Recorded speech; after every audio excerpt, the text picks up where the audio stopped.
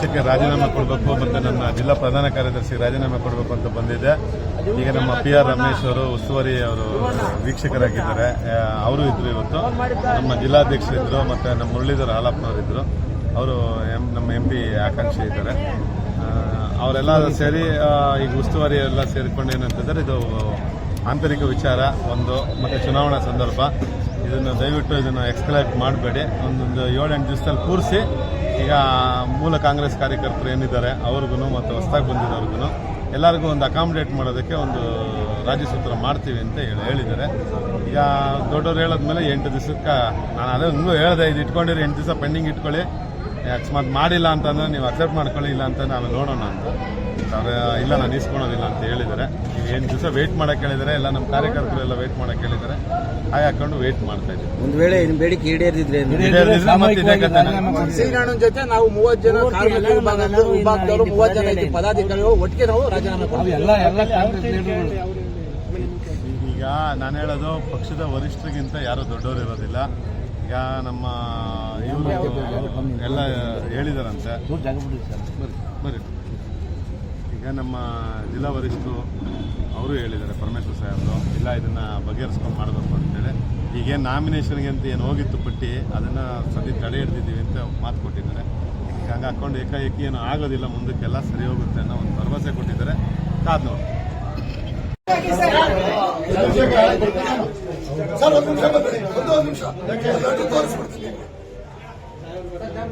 ಈಗ ಅಲ್ಲೂ ಬಂದಾಗ ನಾನು ಅಲ್ಲಿ ಸಾಹೇಬ್ ಮಾತಾಡೋದು ಬೇಡ ಅಂತ ಇದ್ದೆ ಅಧ್ಯಕ್ಷರೇ. ಈಗ ಅಲ್ಲೂ ಬಂದಾಗ ನೀವು ಷಣ್ಮುಖಪ್ಪ ಬರ್ದ ಕೊಟ್ಟಾಗ ಇವ್ರಿಗೆ ಅರ್ಧ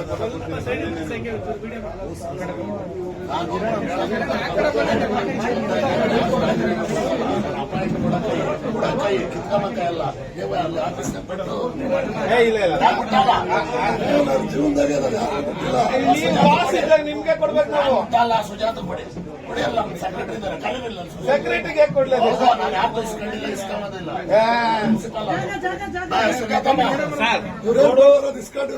ಕೊಡ್ಲೇಬೇಕು, ಈಸ್ಕೊಡ್ಲೇಬೇಕು. ಲೈಫ್ ಅಲ್ಲ ನಾನು ಇಸ್ಕೊಂಡಿಲ್ಲ ರೀ. ಗುಬ್ಬಿ ತಾಲೂಕು ಇಬ್ಬರು ಬ್ಲಾಕ್ ಅಧ್ಯಕ್ಷರು ಎಲ್ಲ ಕ್ಷೇತ್ರ ನನ್ನ ಕೇಳ ನಾನು ಇಸ್ಕೊಂಬಲ್ಲ. ನಾನು ಅಪಾಯಿಂಟ್ ಮಾಡೋಣಷ್ಟೇ. ನಿಮ್ಗೆ ಇಷ್ಟ ಇಲ್ಲದ ಕೊಡೋದು ಅಲ್ಲಿ ಸೆಕ್ರೆಟರಿ ಅವರು ಕೊಡಿ ಅಕ್ನಾಲೇಜ್ಮೆಂಟ್ ಕೊಡ್ತಾರೆ. ನೋಡಿ ಮೇಡಮ್, ಈಗ ಒಂದು ವಾರದೊಳಗಡೆ ಎಲ್ಲ ಬಗೆಹರುತ್ತೆ ಅಂತ ಹೇಳಿದ್ದಾರೆ. ಇರಪ್ಪ, ಒಂದು ವಾರ ತನಕ ಬಗೆಹರುತ್ತೆ ಅಂತ ಹೇಳಿದ್ದಾರೆ. ನಾವು ಪದೇ ಪದೇ ಸುಮ್ಮನೆ ನಮಗೂ ಇರ್ಬೇಡ, ನಿಮ್ಮ ಹತ್ರ ಇಟ್ಕೊಂಡಿರಿ, ಬಗೆಹರಿತ ಅರ್ಧ ಬಿಸಾಕನ.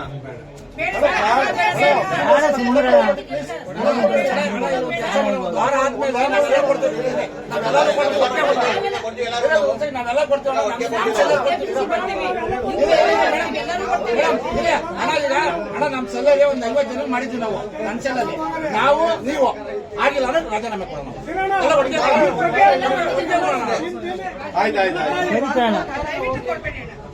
ಸರಿ ಆಯ್ತು. ನಮ್ಗೆ ಆಲಪ್ಪನವ್ರ ಮೇಲೆ ಪೂರ್ಣ ವಿಶ್ವಾಸ ಇದೆ ಸಾಹೇಬ್ರ. ಆಯ್ತು ಸರ್, ಸರಿ ಸರ್.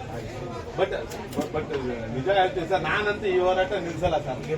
ನಾನು ಬಗ್ಗೋದು ಇಲ್ಲ ಸರ್. ನಿಮ್ಮ ಕಮಿಟ್ಮೆಂಟ್ ಬಗ್ಗೆ, ಈ ಕಾಳಜಿ ಬದ್ಧತೆ ಬಗ್ಗೆ ಅದು ಮಾಡ್ತಾರೆ. ಅಲ್ಲಿ ತನಕ ಸಮಾಧಾನ ಎಲ್ಲರೂ ಮಾಡಿಕೊಂಡು ನಾವು okay sir, thank you sir.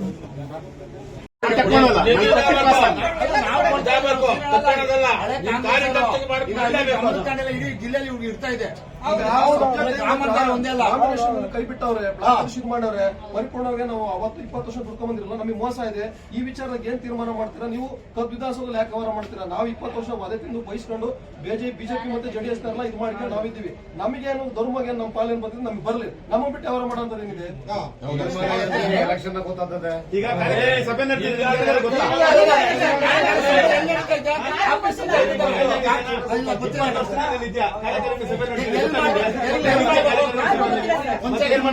ಈಗ ಕಾರ್ಯಕಾರಿ ಸಭೆ ಎಲ್ಲಿ ಮಾಡಬೇಕು? ಜಿಲ್ಲಾ ಆಫೀಸ್ ಅಂತ ಇಲ್ಲಿ ಐತೆ.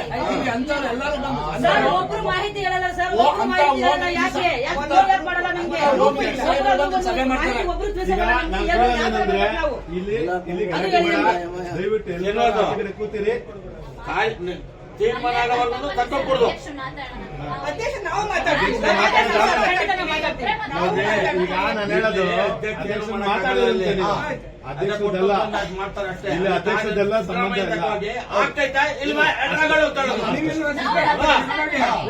ಇವ್ರು ಏನ್ ಮಾಡ್ತಾರೆ? ಏನು ಮಾಡಕ್ಕಾಗಲ್ಲ ಇವರು. ಅಲ್ಲೋಗಿ ನೀನ್ ಪತ್ರ ಕೊಡ್ತೀಯ ಅಷ್ಟೇ ನೀನು. ಅಲ್ಲ, ಇದು ಅಲ್ಲಿ ತಗೊಂಡು ಹೋಗಿ ಏನ್ ಮಾಡ್ಲಿ? ಸಿದ್ದರಾಮಯ್ಯ ತಗೊಂಡು ಕೇಳ ಹೋಗ್ಬೇಕು. ಆಗ್ಬೇಕಾ ಇಲ್ವಾ? ಇಲ್ಲ ನೋಡೋಣ, ಮಾಡ್ತೀರಾ ನೋಡೋಣ. ಇಲ್ವಾ ಅಂತ ಕೇಳ್ಬೇಕು. ಅಣ್ಣ ಒಂದ್ ಹೇಳ್ತೀನಿ ಕೇಳು, ನಮ್ ಸರ್ಕಾರ ಇದೆ, ನಾನು ಅಲ್ಲೋಗಿ ಐ ಡ್ರಾಮಾ ಮಾಡಿ ವಿರೋಧ ಪಕ್ಷದವ್ರಿಗೆ ಆಹಾರ ಕೊಡೋಕ್ ನನ್ಗೆ ಇಷ್ಟ ಇಲ್ಲ. ನಾನ್ ದೇವರಾಣೆಗೂ ಆಗ್ಲೇ BLA ಮೀಟಿಂಗ್ ನಡೀತಾ ಇತ್ತು, ಅದಕ್ಕೋಸ್ಕರ ನಾನು ಮೀಟಿಂಗ್ ಮುಗಿಲಿ ಅಂತ ಅಲ್ಲಿ ಸುಮ್ಮನೆ ನಿಂತ ಕಾದ್ನೇ ಬಿಟ್ರೆ ನಾನು ಬಂದಿಲ್ಲ. ಡ್ರಾಮಾ ಮಾಡೋ ಪರಿಸ್ಥಿತಿ ನನಗಿಲ್ಲ. ಅಲ್ಲಣ್ಣ ಎಲೆಕ್ಷನ್ ಟೈಮ್ ಅಲ್ಲಿ ಹಣಕಾಸು ವಿಚಾರದಲ್ಲಿ ಹೋರಾಟದಲ್ಲಿ ಸಂಘಟನೆ ಆದ್ರೂ ಅವಣ್ಣ 1 ವರ್ಷದ ವಹಿಸ್ಕೊಂಡವ್ರೆ. ನಮ್ ಕ್ಯಾಂಡಿಡೇಟ್ ಸ್ವಲ್ಪ weakness ಕೊಡ್ತಾರ್ರಿ. ಅಷ್ಟೇ ಕಳ್ಕೊಂಡ್ರೆ ಯಾರು ಹತ್ತು ರೂಪಾಯಿ ಕೊಟ್ಟವ್ರೆ? ಮನೆ ಮನೆಗೂ ಕೊಟ್ಟವ್ರೆ. ನಿಮ್ಮ ಹೋಗೋದಂತಂದ್ರೆ ನಡ್ಡಿರೋ ಕೈ ಬಿಡೋದು ನನಗೋಸ್ಕರ ನಾನು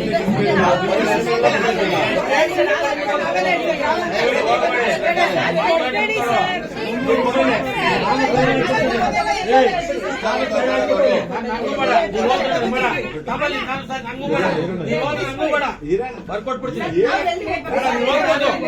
ಎಲ್ಲ ಕೊಡದೇನೆ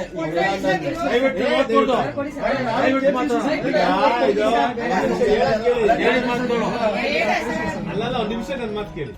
ಈಗ ನಾವಿದ್ದೀವಿ. ಹೇಳಕ್ ಕಾರಣ ವಿಧಾನಸೌಧದ 3 ನಂಬರಿಗೆ ಏನ್ ಕಾರ್ಯಕಾರಿಣಿ ಸಭೆ ಪಟ್ಟಿ ಹೋಗಿದೆ. ಅದರ ಗೆಜೆಟ್ ಹಾಕಿ ಈಚೆ ಕಡೆ ಬಂದ್ರೆ ನಾನು ನಿಮ್ಮೆಲ್ಲರಿಗೂ ಏನ್ ಫೇಸ್ ಮಾಡ್ಲಿ? ನಾನು ನಿಮ್ಮೆಲ್ಲ ಏನ್ ಫೇಸ್ ಮಾಡ್ಲಿ? ಈಗ ನಾನು ಇವ್ರಿಗೆ ಮಾತು ಕೊಟ್ಟಿದ್ದೆ ರತ್ನಮ್ಮರ್ಗೆ, ನಿಮ್ದೇನೋ ಒಂದ್ ಮಾಡ್ತೀನಿ ಬಿಡಿ ಮೇಡಮ್ ಅವ್ರ. ಈಗ ಇವ್ರ ಹೆಸರಿಲ್ದಲ್ಲಿ ಈಚೆ ಕಡೆ ಬಂದ್ರೆ ಪಟ್ಟಿ ನಾನು ನಿಮ್ಮನ್ನ ಹತ್ರ ಏನ್ ಕೇಳಲಿ? ನಾನು ಬಸ್ ಕಳಿಸ್ದಾಗೆಲ್ಲ ಒಂದ್ ಬಸ್ ಜನ ತುಂಬ್ಕೊಂಡ್ ಬಂದವ್ರೆ. ನಿಮ್ಮ ಹೆಸರುಗಳನ್ನ ನಾವು ಬರೆದು ಕಳಿಸ್ತಾ ಇದ್ಮೇಲೆ ಆ ಪಟ್ಟಿಗೆ ಫೇಸ್ ಮಾಡ್ಲಿ?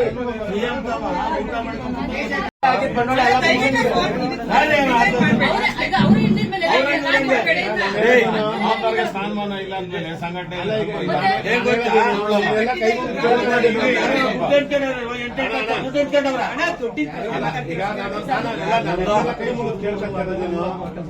ಒಂದ್ ಅರ್ಧ ಗಂಟೆ ನಮ್ಗೆ ಜಿಲ್ಲಾಧ್ಯಕ್ಷ ಹತ್ರ ಮಾತಾಡೋ ಅವಕಾಶ ಕೊಡಿ. ಈಗ ಗೊಂದಲ ಆದಾಗ ಏನಾಗ್ತದೆ, ಈಗ ನಾವು ಐ ಡ್ರಾಮಾ ಮಾಡಕ್ ನನಗಿಷ್ಟ ಇಲ್ಲ. ನಾನೇನಿದ್ರು ಪಕ್ಷದ ವರಿಷ್ಠರಿಗೆ ನಾನು ಕೊಡೋದೆಲ್ಲ ಕೊಟ್ಟಿದ್ದೀನಿ, ಪಟ್ಟಿ ಹೇಳಿದ್ದೀನಿ, ಎಲ್ಲರಿಗೂ ಮಾಡಿದ್ದೀನಿ. ಅದು ಯಾವಾಗ 3ನೇ ಮಾಡಿಗೆ ಕೈ ಬಿಟ್ಟು ಹೋಯ್ತೋ ನಮಗೂ ಮಾಹಿತಿ ಇರುತ್ತದೆ. ನಾನು KPCC-ಗೋಸ್ಕರ ವಿಧಾನಸೌಧಕ್ಕೋಸ್ಕರ ಮತ್ತೆ ನಿಮ್ಗೆ ಗೊತ್ತಾಗಲ್ಲ ಮಾಹಿತಿ, ನನಗೆ ಗೊತ್ತಾಗ್ತದೆ. ಇಡೀ ಗ್ರಾಮಾಂತರದಲ್ಲಿ ಗೊತ್ತಾಗಿರೋದು ಗೊತ್ತಾಗಿದೆ. ಕರೆಕ್ಟ್. ಇವಾಗ ನಿಲ್ಸಿ ಕೊಡಿ ನಮ್ಗೆ ಹಳೆ ಕಾರ್ಯಕ್ರಮ. ಈಗ ಅವ್ರಿಗೆ ರೆಸ್ಪಾನ್ಸ್ ಕೊಡ್ಲಿಲ್ಲ ಅಂದ್ರೆ ಬೇರೆ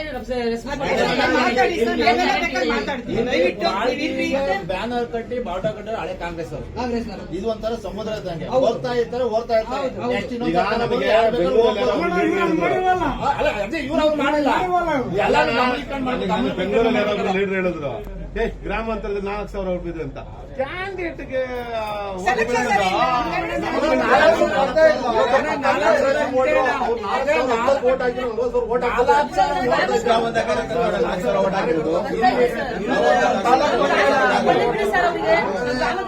ಕೊಡ್ಲಿ ಅವರಿಗೆ. ನೋಡ್ರಿ, ಈ ತರ ಅಂದ್ರೆ ಕಾಂಗ್ರೆಸ್ ತೆಗೆದ್ರು.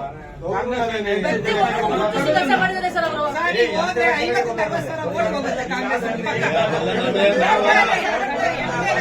ಯಾವ ಬ್ರಹ್ಮನಿಲ್ಲ. 25 ಜನ ಕೊಡ್ಬೇಕು.